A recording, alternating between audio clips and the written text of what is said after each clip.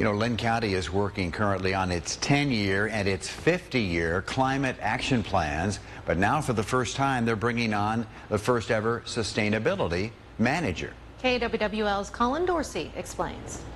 It's not just an issue of reducing emissions, increasing transportation, but it actually does affect people. These natural disasters, climate change, does affect people in really substantial ways. Tamara Marcus grew up in Cedar Rapids, which will be to her advantage as she tackles a climate action plan for the area. What the plan will allow us to do is kind of two things. Identify the biggest emitters, and then also, you know, some of the easier changes that we might make to meet these goals.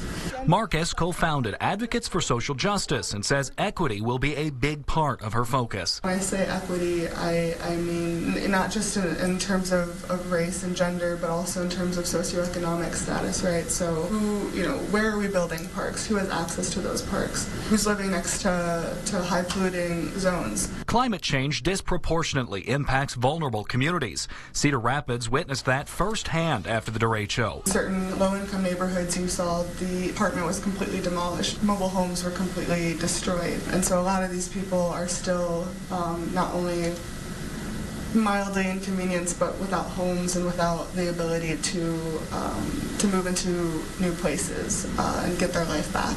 Marcus says some changes will take years and others just months. Cedar Rapids especially has this really dynamic energy that has allowed us to, make lemonade from lemons. And I think that with this recent DeRaedt show event, I think that's exactly what we'll do. And I hope that when we rebuild, we do so more sustainably, and I hope to be kind of a vessel for that work.